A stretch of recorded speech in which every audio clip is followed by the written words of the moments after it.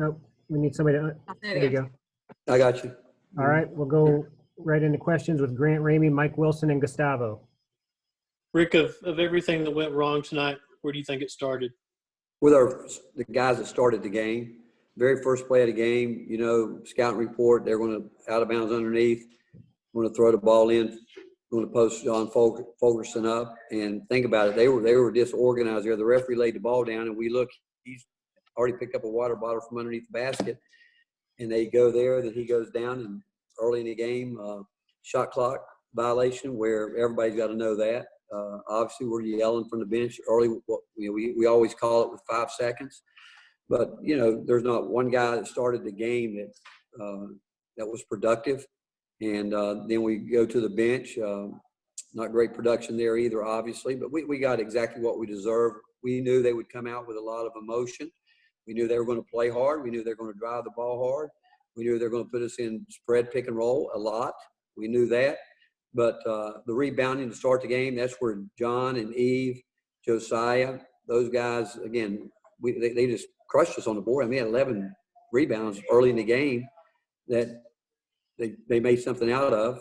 And then offensively, we missed some shots, but still, we weren't very good. And I just didn't just really disappointed. And I can tell you this, I don't know what it's going to be, but I will change our lineup. It's going to be changed because I'm not going to let anybody take anything for granted thinking, hey, we're just going to walk out there and play and show up and think we're good enough. And that's what I felt tonight. And I don't want to take anything away from Florida and Mike White because they've had a hard year with a lot of different things that have gone on.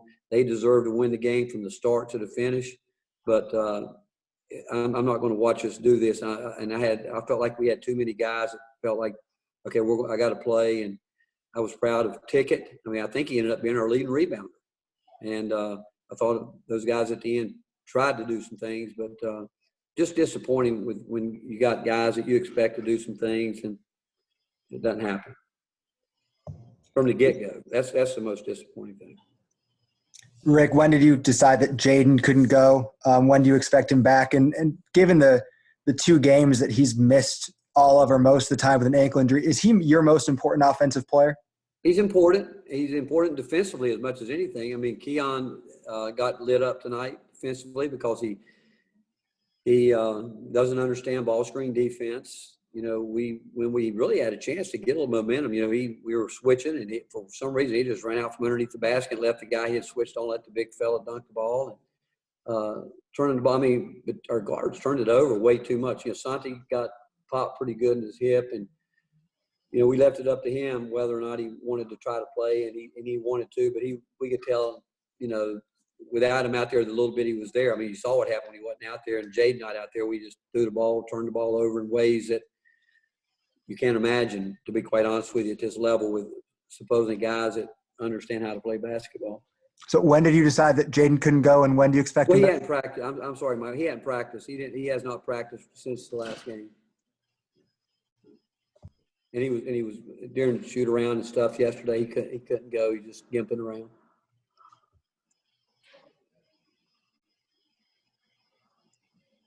Gustavo.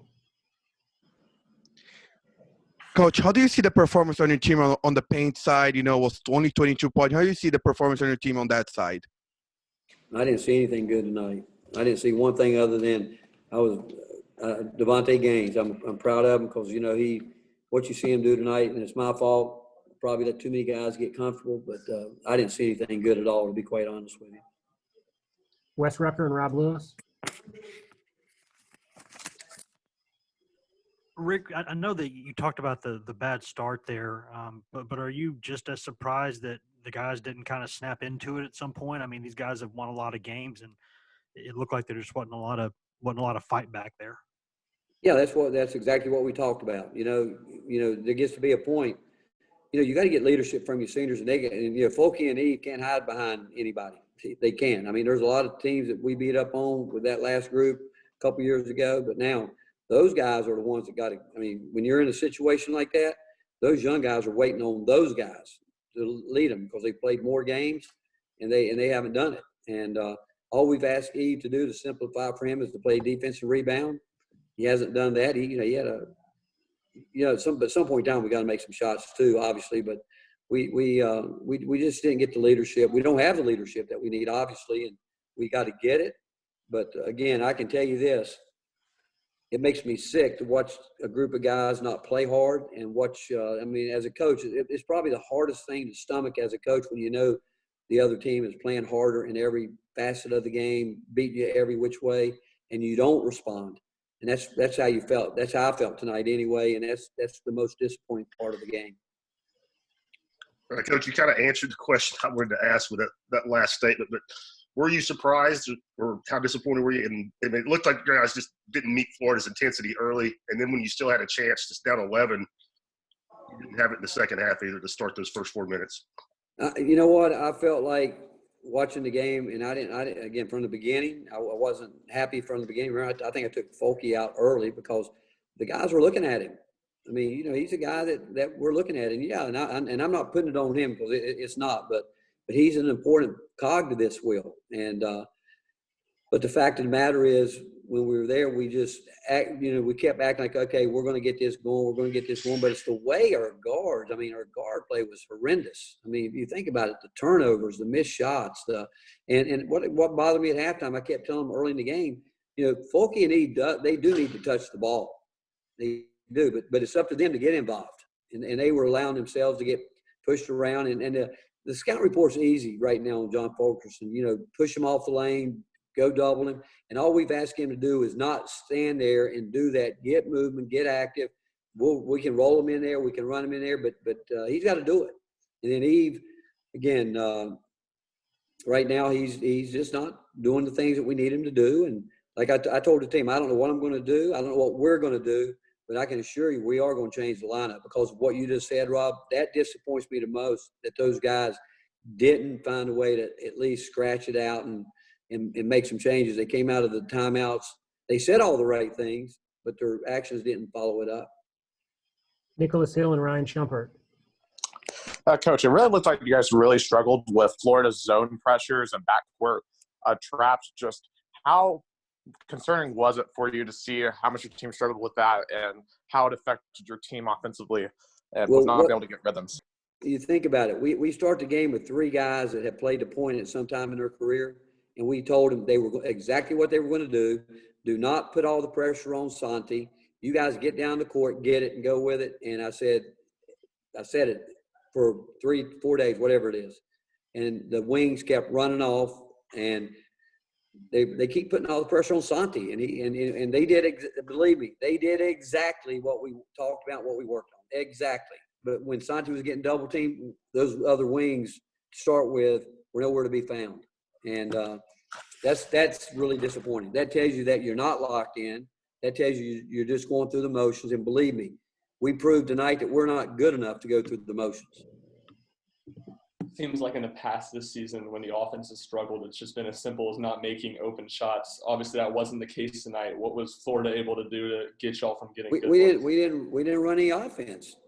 We got down the floor. We didn't get where we were supposed to be. We didn't flow, and that goes back to point guard play. You know, they're going after Santi. Santi's great off the ball, but those other 2 guys have to take charge at that time. I mean, we don't want to fight to give Santi the ball to get our offense started. We don't have to do that. We work too much the other way. But when the lights come on, we got a couple guys that refuse to do what they need to do, and that's very frustrating, to be quite honest with you. Finish up with When Ben. you're playing with Mike guys, Wilson. again, you're playing with 3 guys that have played, and you come off the bench with a 4th guy that played the point. And they just leave it to him, like, okay, let him go do all this, and it's not fair to him. Ben McKee, then Mike will finish out. Coach, the offensive rebounds, giving up points in the paint, the rebounding battle, is that just simply a lack of effort, or is there fundamental basketball issues there as well? I think it's a lack of taking the challenge, is what I think. I mean, you knew they were going to come out, play aggressive. I mean, Mike's teams do that. They're going to do that. But we got our front line. I mean, Eve Pons can't end up the game with 3 rebounds. He can't. His sole thing is to play defensive rebound. I think Folke, I don't even know. I didn't even look at how many rebounds did he have tonight? I believe he had 4. How many did Devontae Gaines have? He tied for the team lead with 5. So who's the other guy that had 5? Josiah. So how many did EJ have? 3. How many did Euros have? Olivier. Urosh had 1. Olivier had 3. So again, so think about it. Those guys played less minutes and had more rebounds or as many rebounds as Eve Pons. And Folky only had how many? 5? Or how many 4. Folky had? 4. 4. So that right there tells you a lot. Rick, I just wanted to get your reaction to the football program news yesterday with Philip Fulmer retiring and Jeremy Pruitt being fired. Well, obviously, I really feel for our football staff because there's a lot of really nice people there that, you know, this obviously is very tough on families, not just one family, but many families. But I think it's quite obvious that when you look at what transpired during the press conference, I have just unbelievable respect for Philip Fulmer. He's a Texas legend. I met him my first year here through a Bible study that we share, and there's not a person that I've ever come in contact with that loves this university more than him. And he wanted to come in, and I will tell you, he did a job that I think he was asked to do. He was asked to calm things down, to bring warmth to the athletic department, to get people re-engaged. And I think what he did with the entire athletic department, he's done that at a way that, and I'm sure, he's disappointed in a lot of things because he wanted to fix the entire thing. And there is no question, you watch that press conference, that anybody in America, an athletic director, a football coach, would not want to sit under the leadership of Randy Boyd and Donde Plowman. I mean, the one thing that was quite obvious, and I will tell you this is a great university. It is a great university. And where that starts, and I've been at a lot of different places, the leadership that's in place right here, right now, is one of the best I've ever been around, if not the best. And when you know what I know from the inside, from that, and I know this, I am blessed to have the chance to have a leader like Philip Fulmer was for me. And I will tell you this, since I've been here, I think this is going to be our 4th AD. I've had a great relationship with all the ADs that were here, and I have great admiration for them. And sometimes you go through these periods. I mean, so much can happen, and it's hard to get it back. But I am going to tell you this: the leadership at this university is, I think, the best. And having a chance to have Donde and really Randy, and to hear them sit there and talk like that, there are so many people that would love to have a chance to be a part of this great university. And I'm just blessed that I am. And so going forward, there is no doubt it's going to get better. There's going to be great days ahead for us because of that. There's too many people at this university that love it too much not to think that, and I'm disappointed tonight with the way we played. I really am, because it hurts when you play as badly as we played tonight. But I can just tell you this, the most important thing, and I've said it from the time that I took this job, and I think that what they said yesterday is there's nothing more important than the integrity of this university. Nothing. It's one of the great universities in the country, and it's going to get better. When you think of all those people that have come, not just athletes, but students in general, we've got so much to be proud of. And I think that is what came from yesterday in terms of moving forward. We're a university that's led by people that expects excellence in everything that we do. But the word integrity was thrown around, and I do think that's integrity and truth is the most important thing that we can do in our jobs and position. And I'm thankful for what the leadership they've brought to us. And I'm going to miss Coach. I mean, we're friends, and that's been one of the great blessings coming here, because he is a true Tennessee legend. And I do want people to know that he worked really hard to try to get things calmed down and back in place. And I do think that he's done that as an athletic department. Thank you, Coach.